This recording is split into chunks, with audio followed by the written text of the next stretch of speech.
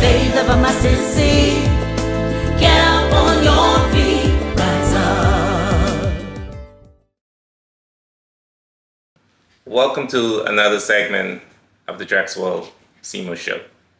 Now, this show today, we've never really talked about this topic before on my show. It's about artificial intelligence. I think that's like becoming a common term in the world, and even people are using it in their everyday life. Of course, I don't know much about it, but my guest has done a lot of research on it. He's involved in it, and so I'm grateful for this opportunity. Of course, this guest I've met, over 6 years ago. I think, about 6 or 7 years. He's really a medical doctor, right? Medical doctor. Yeah. Yes. And but we're going to have this discussion on artificial intelligence. And with that, I'd like to welcome Dr. Tammy to the show, and I want him to just briefly introduce himself to the guests. Hi, I'm Temitayo Bewaji, Temi for short. I'm a medical doctor, as Drake said. I work in healthcare consulting, management consulting, having worked clinically in healthcare administration, and then now in consulting, helping persons to improve healthcare services, processes, digital transformation, implement artificial intelligence solutions. So that's really what I'm about currently. Okay. So let's get to the point then. What is artificial intelligence? I mean, we will see A1 or AI, sorry. Yeah. What is artificial intelligence? Break it down for us. Yeah. Well, I try and break it down as much as I could. So really, it's the idea of getting machines, computer programs to exhibit or simulate intelligence. Mm-hmm. So you know that the brain is complex.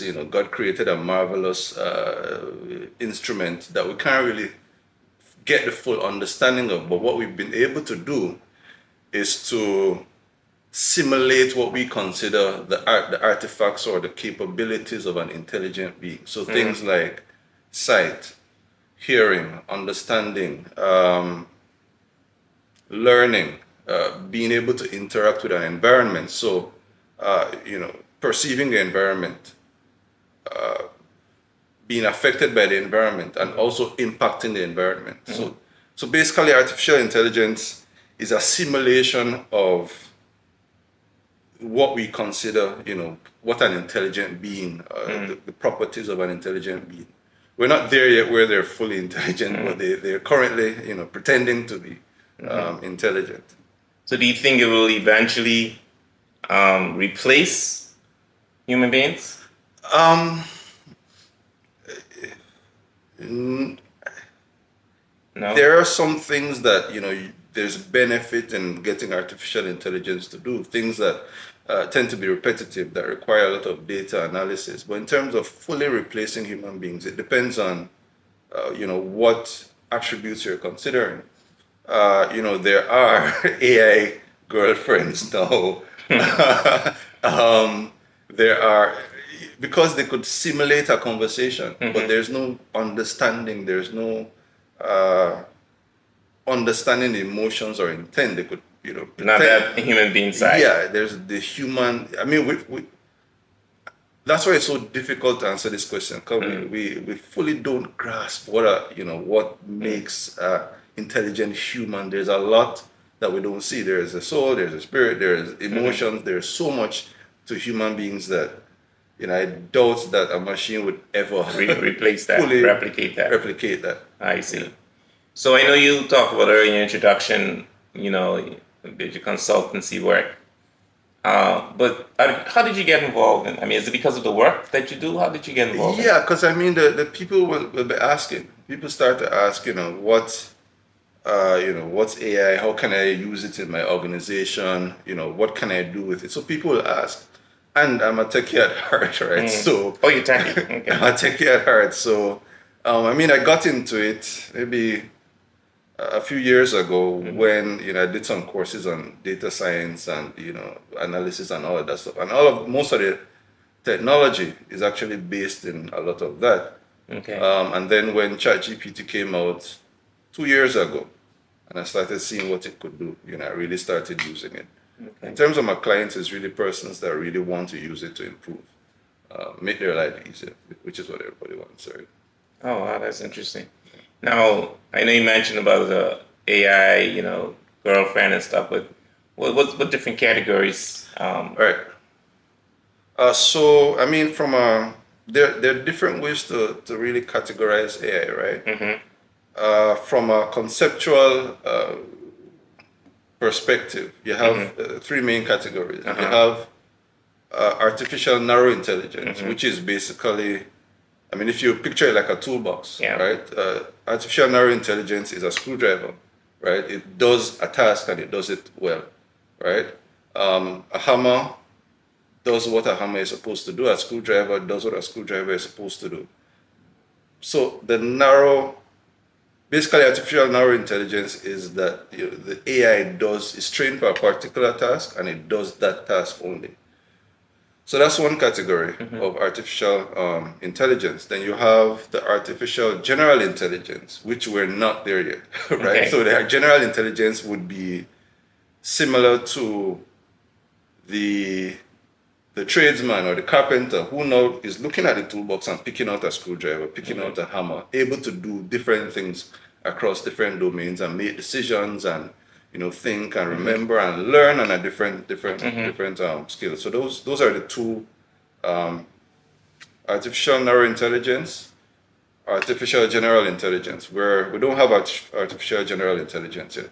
And then you have artificial super intelligence, which is what Super. everybody is afraid of. Oh, right? super. That word super, right? Yeah. So while general can more mimic human capabilities, the super intelligence is the one that actually exceeds human capabilities because it has access to so much data and so much information and so much computing power.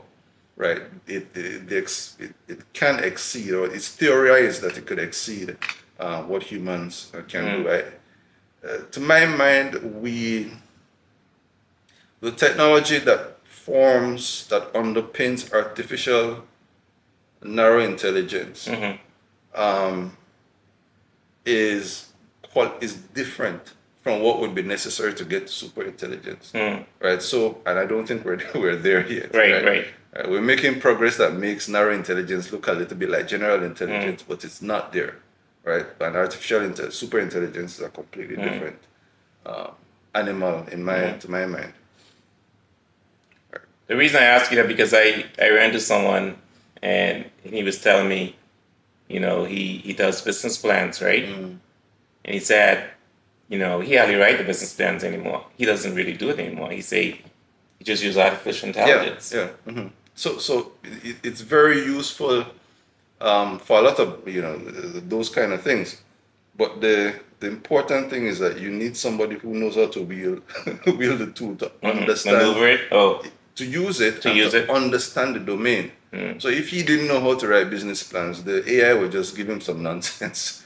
so you should still You have to know what you're doing. right You have because to you know. might end up giving somebody something that's not really what they want. Exactly. So you need to know. or Oh, I that makes see. any sense whatsoever, right? Because the way, kind of jumping the gun, and there's some categorization I need to explain, but the way that like ChatGPT and those work, they're not aware. They don't understand anything. All they're doing is predicting or using statistics, fancy statistics, to determine what the next word in a sequence is. And because they have so much data, they could do it pretty much accurately or in a way that makes sense or to the But it can also have errors too. exactly, and it can. So I've written articles, right? I'd use AI, and the first paragraph sounds really good. So I said, all right, cool, you got this. I put it down, and then the next morning I read the rest of it. I'm like, this makes absolutely no sense, right? But if you don't understand the subject matter, you wouldn't Oh, wow. you wouldn't necessarily know. So you That's a still good have point. to. So it allows you to do a quick rough draft, Yeah. right? And if you know how to get it that rough, how to use it, that rough draft can be actually close to the final, Right. It But could be a guide. yeah, but you still have to understand how to use it, what its weaknesses are, Right. and you have to understand the domain. Yeah. Otherwise, Yeah. right. But how does one access AI? How do we the particular websites? Or you just Google it? How do you Right. accept? So, I mean, the tool that brought it to fore is ChatGPT that everybody is How you spell that? Chat Chat? GPT. Oh, Chat Right. So, I GPT. mean, it's easy to Google it and find Okay. the website. Easy to create Mm-hmm. an account and start using it. You have a lot of other tools that come out. Yeah. A lot of them are derivatives of ChatGPT, copycats, or they offer no additional value to skill use of ChatGPT. So rather than using a million different tools, everybody is, you open your LinkedIn or Facebook or whatever, and there's a new tool being advertised to you. ChatGPT is fine. Okay. So just start with ChatGPT, create an account, start using it. That's about it. Okay. Yeah. Okay. All right. And then, but I still think though, I mean, based on what you're describing, it's gonna be a big impact on a lot of. Yeah, for sure. It's already been a big impact on different areas. So Positive and negative. yeah. So a lot of businesses are using it for their customer service, right? And there have been instances where it's made a mess, right? So you have to kind of know what you're doing. But the benefits of it, I think, outweigh the risk because of the efficiency and Right. and the And as time goes by, there'll be more improvement. exactly. I Right. imagine. Yeah. So it's much different from it was probably last year, right? So it's a quickly evolving area. Right? It will impact everywhere. Hotels Yeah. can use it for customer service, can use it to analyze, customer feedback. So customer writes, everybody's writing in text or whatever. It's hard for you to analyze that. But if you put it in AI now, you can tell you, hey, this is what your Okay. your So you could customers are use. thinking. Okay, so you could use that to Yeah. interpret. Yeah, exactly, Okay. and analyze it. And one key thing, that I have been excited about is the idea that you could train, an AI on your organization in terms of what your policies are, what your services are, your prices, everything. Just dump it in there. Your staff, new staff members could come and say, hey, you know what? Rather than going around and looking for information, you have one source of truth that you could ask, and it reads that data and gives the response. You could do the same for your customers, right? So it could, answer customer service questions based on specific information that you've given it about your organization. Right? So the impact is gonna be. Yeah. It is, and it's going to be, some. Especially in the years to come. Yeah, for sure. I mean, what percentage of your work load involves using AI? I use it all the time. Really? I use it all the time because I'm operating, as a single entrepreneur, right?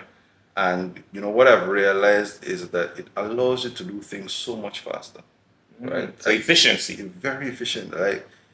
I say all the time, boy, I don't know where I would be because by myself, having to do sales, marketing, content generation, service fulfillment, research. There's so much that you could do as a single entrepreneur, which.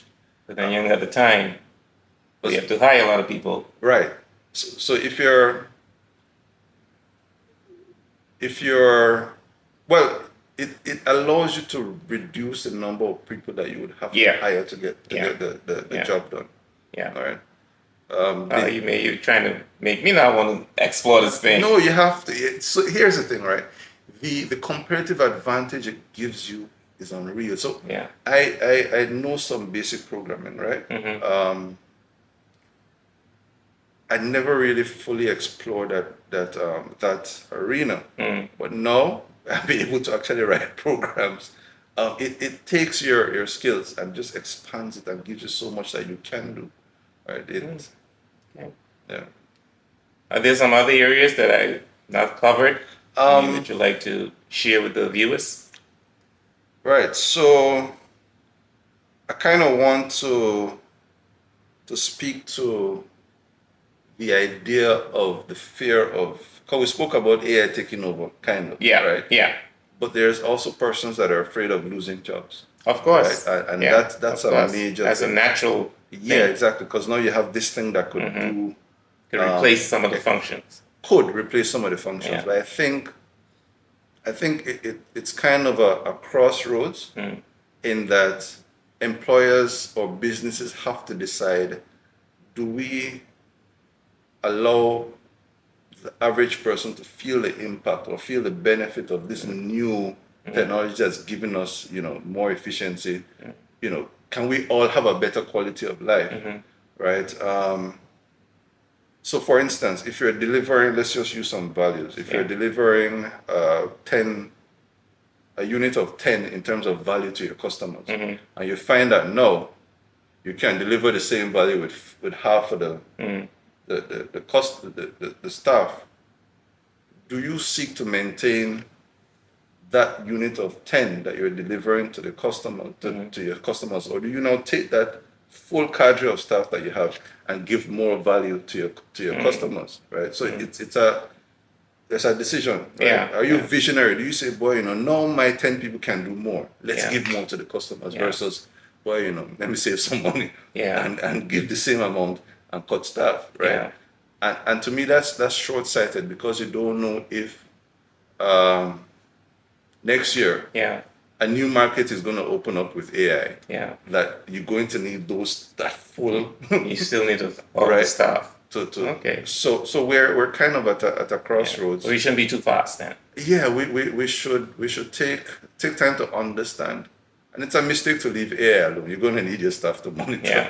That's a good monitor point. the AI, right? Is it expensive? No. Well, it's relative. Yeah. ChatGPT is $20 a month. No, For the okay. paid. It's free. You could use the free version. Uh-huh. But the paid version, which is much more useful, is $20 a month. Okay. It's more than worth. Yeah. It's No, more $20 a month. That's it's that's more than worth. Yeah. Worth it. Yeah. All right. So I mean, just get into it. And the other reason to get into it is that because naturally the government is going to get involved, legislation is going to get involved.